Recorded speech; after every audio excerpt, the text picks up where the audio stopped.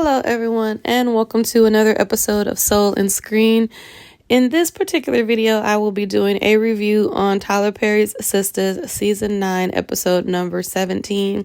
Let's get into it. So, this episode, to me, is another filler episode. This episode was not interesting, not even a little bit to me.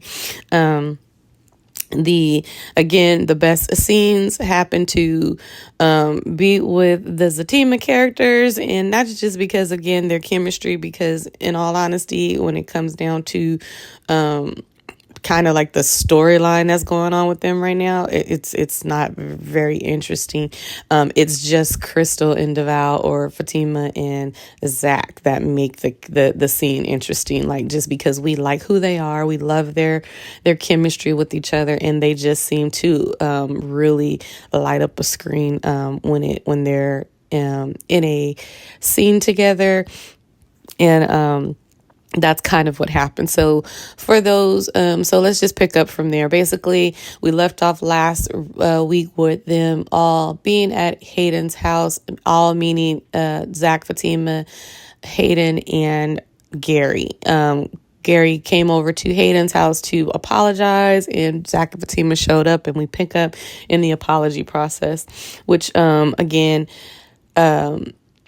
Gary is handing over some paperwork to prove that the money that he deposited in Zach's account was legit, and that, it's clean money. Basically, Fatima looks over the information and is like, hey, Zach, like, this is real. Like, we can work with this and that kind of thing. And, they just do a little bit more of conversation, which to me was very much so a long and drawn out scene. I mean, it worked because of who they are, again, as Zach and Fatima and Crystal and Deval. Like, that's the reason why the scene worked. Other than that, it wasn't an interesting scene. So they happen to make the scene, you know what I mean? So anyway, you fast forward into them. We'll keep on them with the Zach and Fatima. They end up in the car having a conversation about the whole confrontation with Gary, and just, the interaction that happened. Zach kind of tells Fatima, like, it looked like you might be getting a soft spot for him or anything like that. Like, don't let me find out you like kind of getting a soft spot for him and everything. And she's like, Zach, please, I just honestly kind of think that, just like you said, like, all the death attempts on his life will make you get your whole life together and possibly go down the straight and narrow. And this, me paraphrasing, of course. But they do that kind of conversation. Then Fatima stomach starts growling, and she kind of just, mentions her being hungry and kind of being embarrassed that, she's eaten 6 times already. And I think this was a good scene because it kind of was like the first time in a while since they've brought up the baby, since they technically made up and stuff like that. And Zach, is kind of like, don't be starving, my son and everything like that. And she's like, boy, like, ain't nobody starving your baby, So anyway, he's like, let's go get something to eat. And, don't worry about it. We both eating for 2. And she's like, oh, we both eating for 2. Is that what's going on? Because I thought it was just me. And he's like, I just want you to know, I'm in it too. And she basically was like, thank you, babe. I appreciate the solidarity. But yeah, let's go get something to eat. But I want something healthy, She was like, since I haven't really eaten, very well today. And so they end up at Rich's juice bar, and they walk in, and, Rich is like, hey, Zach. And he's kind of making fun of Zach from his last interaction, which technically was just like yesterday, according to the outfits that they're wearing. So he's like messing with him, telling him how drunk he was, and kind of mentioning some stuff that he was like karaoke singing out loud, and Aretha Franklin, Respect, and and Fatima's looking at him like, oh, really? Like, guess I don't know everything, kind of a thing. And he's like, yeah. It was a rough night and that kind of stuff. So they laugh a little bit. She basically, Fatima basically tells Rich, hey, like, listen, I know that you are getting ready to close up, but the baby is really hungry. So I was hoping to get something. And he's like, I got something right for you. So her and Zach ordered 2 smoothies. And she's like, okay. In the midst of them talking, Again, Zach is like, don't, just get what you want. Basically, don't be depriving my baby, my son. He keeps mentioning son, which if you've watched or caught up on Zatima season 4, you kind of maybe get the look, get the understanding, like the looks, because every time Zach mentions a son instead of possibly a son or a daughter, Fatima looks at him like sideways, because in Zatima, they've made the decision not to find out what the baby is, but he does every once in a while, more so than other times, mention son. And so over here in in Sisters, you kind of see how it all started. So he's already starting to say son, like, don't be starving my son. Make sure you give him my son anything he wants. And she's like, so you can tell, like, later on it kind of gets to her to the point where she must check him, whether it's on screen or off screen, about, this could possibly be a girl. Like, so anyway, they have their little cute banter as far as that. And in the midst of that, they both end up having a conversation with Rich, because Rich is seeming to still trying to or wanting to get back with Sabrina. And so Fatima just, kind of tells, look, it looks like you really want him. She says, like, it looks like you still really want to be with her. And because most dudes would have, like, moved on. So, basically just like, that's saying something.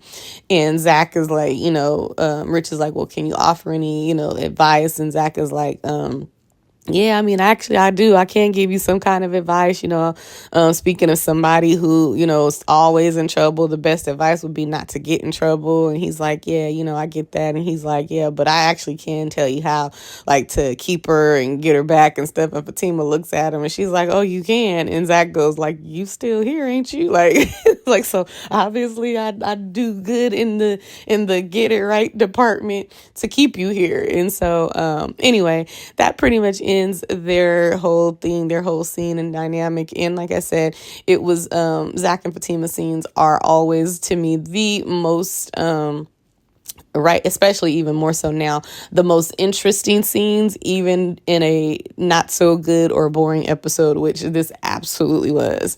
So moving on, let's say to the next most interesting conversation or scenes, which was the Danny and Tony situation. Now, Danny finds out that, she left some money on her coffee table before she leaves to go hang out with Sabrina and the sisters to get, to meet up with Karen and everybody to get the news.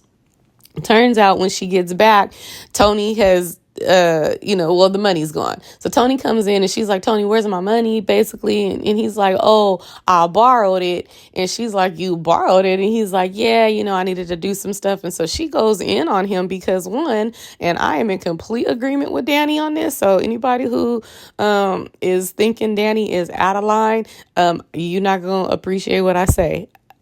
Tony was out of line. You cannot borrow something from someone, whether it's money, clothes, I don't care, a pair of shoes, no matter what it is, a pen, without getting permission from the person who owns it. Meaning you have to ask first. You literally have to go up to the person and say, can I borrow X, Y, and Z? So since Tony did not borrow the money from Danny, it's stealing. She was right. You absolutely stole this money because you didn't. If you were asking to borrow it, that gives me the right to say yes or no. You took this money.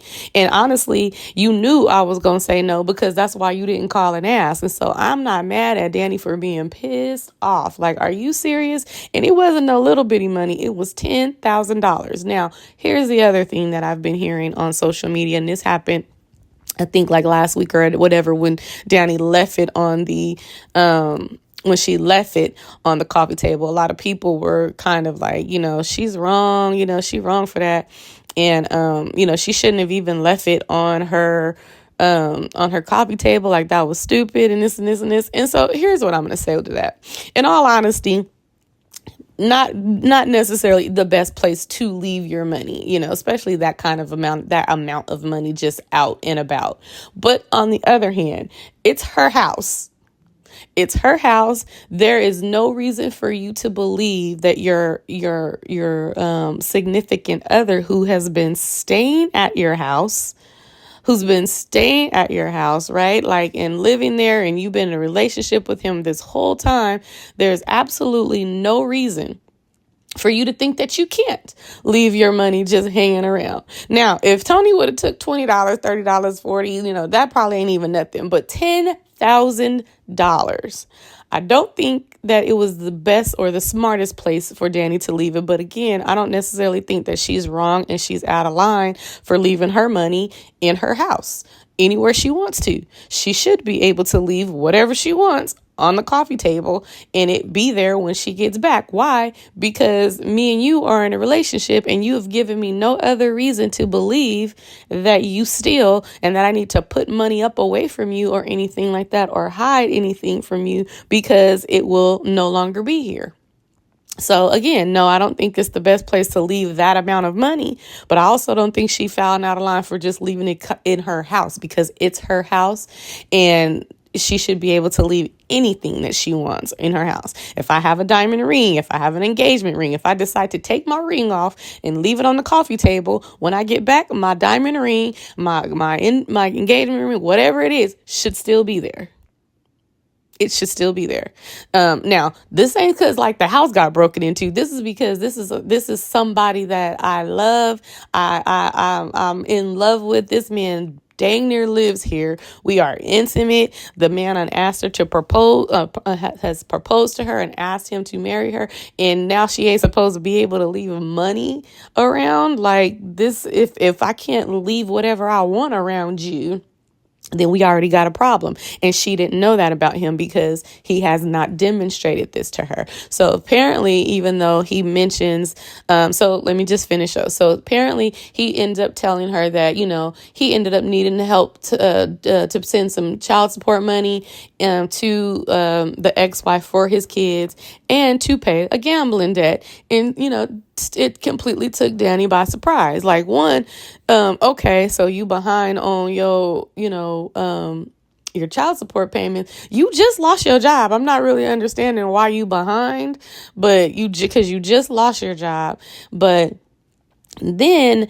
you take my money to go pay some gambling debts again without asking me, can you use my money? Because I possibly would have said, all right, if you would have asked me, can I just, hey, babe, like the ATM machine? Because if all this, his story about the ATM machine, him reaching his limit by the day and that kind of stuff, then you need to pay attention to time. You ain't got nothing else to do all day but go to the bank and pull some money, some cash money out the bank. So go into the ATM, feed that to somebody who gonna eat it. I am absolutely on Danny's side with this. I would have eaten Tony alive.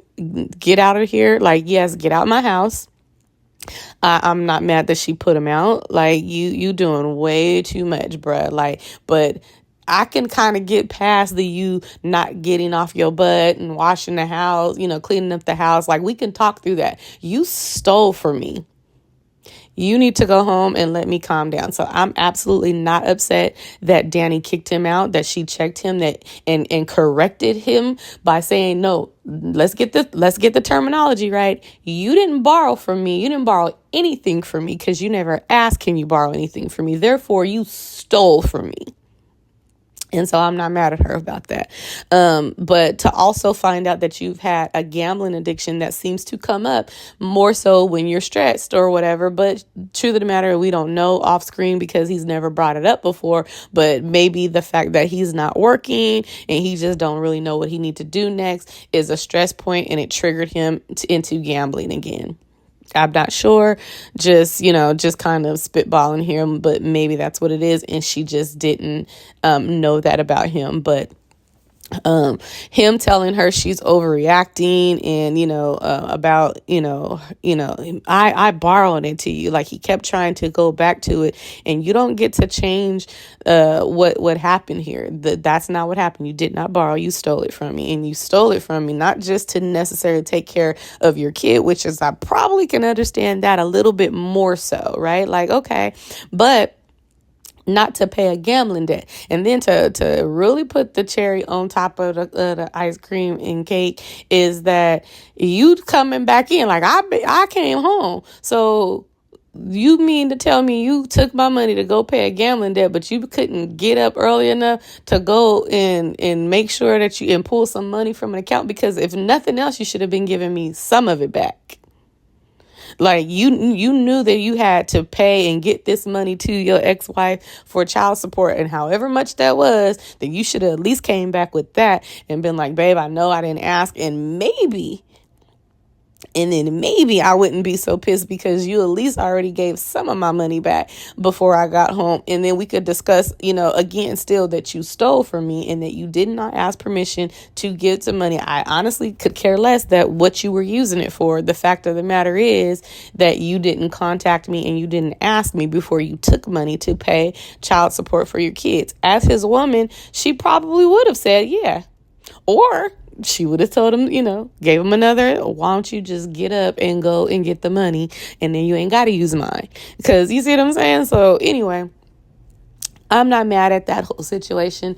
That was the next, that actually was a very interesting scene and storyline to me, just because, again, Tony seemed to not understand and did not want to come into terms with him stealing her, versus, him, him saying that he's borrowing the money, but Danny correcting him and letting him know that you are stealing something. And that kind of playing into her irritation with Andy as well, who, in Danny's opinion, because she's omitting certain pieces of information, is lying. Now, I will agree that, when you choose to omit information, especially in their type of a situation, I do think when you purposefully leave some of the story out, that you are lying. I don't believe that I don't think you need to tell your best friends everything if you want. I do believe in privacy and things like that. I just think that if you're going to tell them, then you should disclose, here's what I will tell you, that kind of a thing. This is what I will tell you. The other stuff is private. I'll tell you if and when I want to. You know what I mean? Like, I just think clarity needs to happen. But I say that to say that she's already irritated because it seems like Andy's lies continue, or omissions continue to bring her into a situation. And now here goes Tony adding fuel to the flame because you're not telling me certain things, and it's coming up like you're lying to me. You like, you didn't tell me that you had this gambling thing. And true enough, he doesn't want to call it an addiction, but again, it did give us a little bit, story depth with her as far as understanding and knowing that she has a family member that, dealt with gambling addictions, and she just does not really want to go through that. And she tells Tony, I'm not going to let you drag me down with her on that, and I can appreciate that. So anyway, that was it for that. Since I already kind of mentioned Andy, let's go ahead to Andy's apartment, where she is talking to Sabrina, and literally asked Sabrina, do you think I should sleep with Dr. Vaughn? Are you freaking kidding me? Like, how old are you? Like, when I tell you these writers have spent so much time on the Karen redemption story that they have made these other characters just like, are you like, Andy is supposed to be a full out attorney, but not only that, you are a grown tail woman. You're not like in your 20s. You're not like early. This is not college. You are 35 years old, and you got the nerve to be asking a friend, should you have sex with a doctor that you are attracted to? And here's the thing, true enough, whether you want to call her, a hoe and say whatever she doing with her personal life and all that, that is her body and her bed. If that's what she want to do, that's what she want to do. What you look stupid as are not being able to make a decision. She asked Sabrina if she should sleep with this man. That was like, I was like, this is absolutely stupid. And then she just spiraled after that. So first of all, you just met this doctor, and then here's the other thing. And so then Sabrina going to tell her, she asked Sabrina, do you think I'm a hoe? And then Sabrina literally is like, you're not, it's like, you not one. And I don't even know if she can say anything right now, because she literally is trying to be a part in our whole phase. And I actually think that's what they called it, right? Like, so you probably not the best reference point for Andy, since you over there trying to get your time on on anyway, especially in you lying too with Danny's cousin, all because you just want some good sex, and apparently he gave it to you. So just be honest. Like, what I'm saying is, like, what is these women's problem? You guys are grown. Andy, if you want to sleep with this man, sleep with this man. If you're going to try to actually exercise some restraint here and be the lady, and then do it. You know what I'm saying? Like, Andy needs a break. Andy jumps from relationship to relationship. I mean, give your body a break. If nothing else, I'm just saying, like, give your body a break and then figure out. Like, in all honesty, it's just, is she doing too much to me? She's doing too much. This is not me like trying to shame her or anything, like slut shame her or anything. It's just, give yourself some time, girl. Like, do you like? I don't know if she know how to spend time with herself. I don't know if she like herself. Like, she just literally keeps going from one relationship to the other, and they don't seem to be improving. You know what I'm saying? Like, yeah, everybody goes through relationships, and you end up dating to find out if you like this person and all this kind of stuff. But what I'm saying is, like, she continues to not, like, I mean, so Jordan supposedly was a good dude, you know what I'm saying? But then at the same time, I don't know about that, because it didn't take him no time to start going off on her and, treat her all jacked up, and start defending his sister and all this kind of stuff, because I don't know how much you can really be in love with somebody. You let your sister slap her, like, you know what I'm saying? So I don't know about what Andy calls love. You know what I mean? I feel like she needs to figure out what the definition of that is for herself before she gets in another relationship. And then how she tried to, like, stand her ground, so to speak. Now, I don't know. She seems like, when she invited Dr. Vaughn over and was talking to him, like, it honestly seemed like he thought he was going to have sex. I don't know. Like, the whole yawning thing, I don't know if that was because, like, that was his way of, like, I don't really want to talk about this case, because this is now, like, the second time that you've, kind of seduced him, or invited him, let me say that invited him somewhere, or agreed to meet him or go out with him, and he's thinking it's something, to get to know each other, so that he can, obviously have some type of relationship with you, since he came up to your job and he all kissing on you and stuff. So it doesn't sound like he wants this just to be about business, but for whatever reason, Andy continues to turn these meetings into those, instead of just telling the man, like, so here's the thing, we can talk and we can get to know each other. I'm not sleeping with you tonight, but we can watch a movie, we can talk, we can get to know each other. Like if that's the only way that you know how to not sleep with him is to bring up business, then you definitely should not have invited him to your house. So I don't know if Dr. Vaughn, shaded her and left because he really just didn't want to talk business, or if it was about, like, well, we're not going to have sex, then I could go. Like, I don't know what it is, but it did seem like it seemed more for me, I think, on a sexual nature, because he told her once before, at the bar that, oh, this is about business, so I don't see why he couldn't have brought it up again.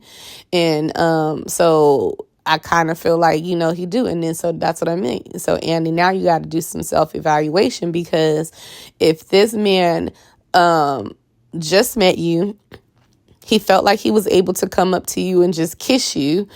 No real deep conversation. You guys haven't had those kind of meetings, and then come over to your house, and then he was going to have, like, what, sex with you. Like, what energy and what vibe are you giving out? You know what I'm saying? So she really does need to spend some time finding out who Andy is and what Andy wants, and make a decision that way, instead of asking Sabrina, who is even more confused about her whole situation than anybody. So Anyway, that's it for Andy. I was so over that it was just ridiculous. Now let's get to Sabrina real quick, which I already said I don't really like talking too much about her, so we're gonna make it quick. Sabrina, again, like I said, giving bad advice to Andy. Again, not being a good friend, because just because you want to justify what you doing don't mean that you tell your friend a lie. So what I mean by that is, I could absolutely be out here doing the absolute most. I could. If my friend calls me and tells me, like, and asks me, do you think that I should be doing? No, I don't need you to don't do what I'm doing. Like, you know what I'm saying? Like, I mean, I'm out here doing the most because I want a while. I just want to. I'm tired of I'm tired of being the goody two shoe. I'm tired of making all the right decisions. I'm just own it, right? Like, but that don't mean you don't tell your friend the truth. You see what I'm saying? So for me, while, like I said, I could be on the phone with a friend and be like, girl, no, okay, so I'm doing the most, right? Like, that's exactly how that conversation between me and my best friend goes. Like, I'm doing the most. Okay, cool. So anyway, I did this and this. Now she can come to me and say the same situation, like, am I doing this? Am I doing something? And guess what? I'm going to tell her, listen, yes, that would be you doing the most. Like, and I know I'm over here doing the most, but that don't mean that you got to. You know what I'm saying? Like, do some self-evaluation, figure it out. Like, I already know, for me, Tiffany, this is Tiffany talking. Sabrina, I don't know what she on. Whenever I am wild and whenever I have a moment where I'm just over it, I'm tired of X, Y, and Z, I tell everybody, I'm on one. I don't really want to hear about that. Like, you know what I'm saying? So own it, but that don't mean I give out bad advice to my friends who are absolutely in need of some real advice. And I am sometimes, not sometimes, I am typically that person that my friends and circle of people come to. And I really do count that as an honor. I do, and that's why I can't, just because I'm going through what I'm going through does not mean that I get be able to hand out bad advice to them because of what they're going through. Tiffany, you wild out with your stuff, but you need to click it on and give some sound advice, if you have any, to the friends that are coming to you looking for that normal, sound, responsible, whatever, wisdom that, that the Lord has given you. Just because you mad or you wilding out or you, whatever it is, I don't let that cross over. Again, to each his own. This is just how I would do it. So Sabrina giving out bad advice because she want to sleep with Danny's cousin. Girl, give me a break. And then to go sit there and write down rules to girl, when I tell you this whole episode with Sabrina just was irritating to me. So anyway, like I said, I'm done with her. Moving on, what was next? Oh, Karen in her, conversation with Pam and Maurice. Who cares? Who cares? It was so got you. I mean, I get it. Again, the storyline needs to move on. So she needed to go and present the, do you want to buy it to Pam, and Maurice happened to be there. So she threw him in there too. Do either one of y'all want to buy it, kind of thing. But so what? Like, and the fact that, that was really like Pam was just okay, but like, what about, Roots to Riches? Like, it was just so unnecessary, honestly, to me. I don't really know that this episode was necessary. I think they could have moved it on a little quicker. They could have jumped to the next day. Like, all this extra stuff, this is all filler and it's not necessary.